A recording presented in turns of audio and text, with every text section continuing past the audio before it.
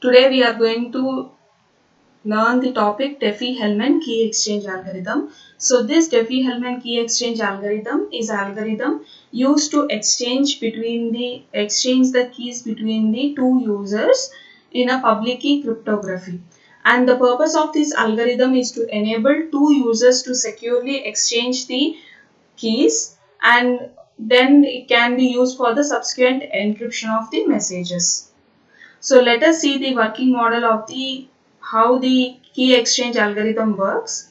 So we are going to take the prime number q, then we are going to take the alpha. So the alpha value should be less than q, the prime number that we have taken, and also the alpha should be the primitive root of q. So we will discuss what is primitive root in the later session. So now the user A will generate the key. So he will assume one private key, but here we need to bring down the platform forming the public keys as well as the private keys of the both known keys.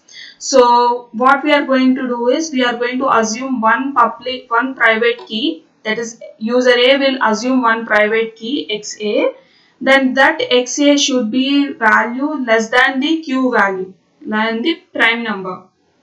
Now we are going to calculate the public key of A. So the public key of A will you get using this particular formula, that is YA is equal to alpha par XA mod Q. Then once you have generated the public key for A, we are going to take similar fashion for the user B also. So user B will assume one secret key. That secret key should be less than the plain text what we have there, the prime number, and then we are going to take the Y value, that is key value. So this public key is generated using the alpha XP mod Q. Then once these are being done, that is YA and YB, as we have got the public keys for user A and user B, these both are being exchanged. That is user will A sends the public key for user B and user B also sends the public key for user A. Once these are being exchanged, they are going to form the secret key for the each user. At the user end A, we are going to take the private key as YB par XA mod Q. So YB, the key that is being sent to the user A, and XA is the secret key that we have assumed mod Q. Similarly, at the user B and also YA, that is being given by the user A, and XB is the secret key that is assumed mod Q. So these are the functions that we are going to perform. So Alice, there is a message between Alice and Bob. So Alice is taking the alpha value as well as the Q value. So here also Bob also takes the alpha value and Q value. So assuming the prime number and alpha value, which should be the alpha should be less than Q, alpha should be less than Q, and also alpha should be the primitive root of Q. It should be the primitive root of Q.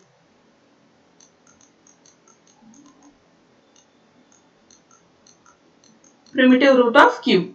Now, we are going to assume the secret key for each user, that is at the XA end we are going to assume, then similarly at XB also we are going to assume a secret key.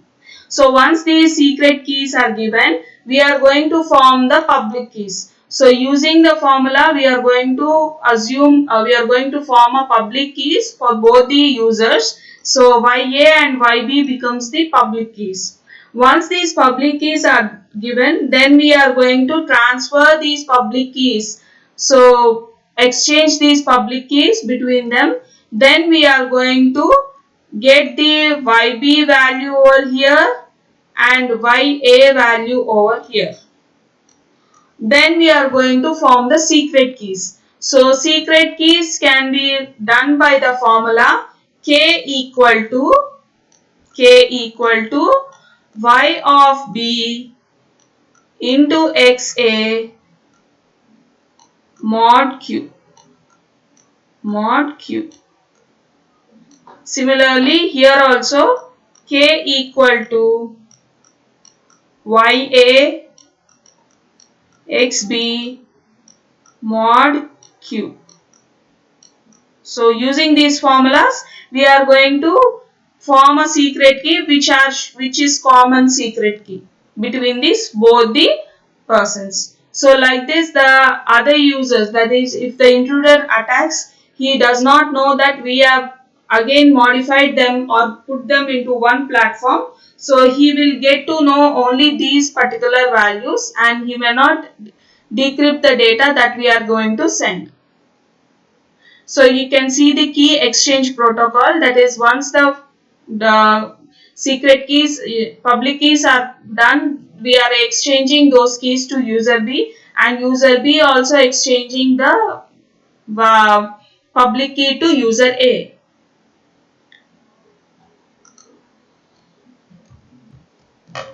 So let us see the functionality of the Diffie-Hellman. So here they agree upon the two numbers. One is the prime number, other is a generator of the AP. That is 6. Then they assume the private key at the user A and they assume the private key as 5 and user B assumed as private number 4. Then they have randomly they have generated the public keys by using the particular function, that is 6 power 5 mod 13, that we are going to get the value as public 2, public value as public key value as 2, here the public key value as 9. Then once they are got the public keys, they are both been exchanged and then we are going to modify we are going to modify our private key by re-attaining our secret key. So the secret key value is nothing but we are going to put the values, that is 9 power 5 mod 13, that we are going to get the secret key as 3. Here also similarly 2 power 4 mod 13, that is equal to 16, which is equal to secret key as 3. So once they have done get the secret keys, they are being shared and the message transferring is done in a secret manner. Even if the intruder attacks, we cannot find out the data inside it. Coming to the next this is okay. We are going to find out the primitive root of the given prime module. So the primitive root is nothing but whenever you are taking the it is a primitive root of A is a primitive root of B, then the A should get all the prime numbers related, or it should get all the values related to the B till the B. So if a given number is a P, the task is to find its primitive root on the modulo P. The primitive root of the prime number P is an integer R between 1 and P minus 1. That is, we are going to find out from the 1 value. Suppose A is a value 1 and B is equal to 5. Then we need to find the values from 1 to 5. All the values are coming or not. If that value is coming, then we say 1 is the primitive root of 5. So you can see the example over here. Is 3 is a primitive root of 5. So if P is the prime, then B is a primitive root of P if powers of B includes all residue classes of mod P. Then we are going to find out n minus 1, then B of n minus 1. B power is nothing but, that is 3, A power, that is a primitive root, that is 3 power 0 is equal to 1, 3 power 1 is 3, 3 power 2 is 9, 3 power 3. Like that, once you once you apply the formula, that is B power n minus 1 mod P, if you are getting all the values till 5, so less than 5, if at all I am taking the primitive root for 5, then I have got 1, 2, 3, 4, all the values that we have got as an answers. Then we can say 3 is a primitive root of 5. Similarly, we can achieve that all the values which are primitive roots, if at all it is coming for P minus 1. If P is the primitive root, then P minus 1 values has to come.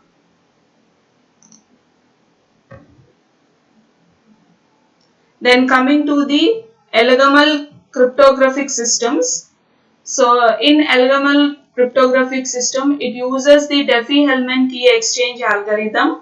So this is also a public key cryptography system based on the Diffie-Hellman, and it is also used for the secretly sending the message between the two parties. So let us see the working model. So we are going to take the prime number and alpha. Here also alpha should be less than q, and alpha is a primitive root of q. Now here we are going to select the secret key XA, then XA should be less than Q minus 1. Now we are going to generate a public key for user A. So YA is equal to alpha par XA mod Q. Then public key is nothing but Q, value Q, alpha, and also the public key that we have generated. Then private key is nothing but XA that we have assumed. Now encrypting the message to the Bob. So what Alice will do is she will take the plain text. The plain text should be less than the Q value and randomly select one integer K value, which should also be less than the Q value. Now calculate the secret key. Now key value is equal to YA par K mod Q. So YA is the value that we have already got. Power K what we have assumed, the random value that we have assumed, power K mod Q. Now we are going to get the two cipher values, cipher 1 and cipher 2 values. So cipher 1 values are nothing but alpha power K mod Q, and cipher 2 values are nothing but K into M mod Q. So you are going to get two cipher values C1 and C2. Once you get at the encryption end C1 and C2, at the decryption end, we are going to the Alice, once she sends the message, the Bob will decrypt the data using the cipher values C1, C2 by getting the key values, that is K is equal to cipher 1 of x power A mod Q.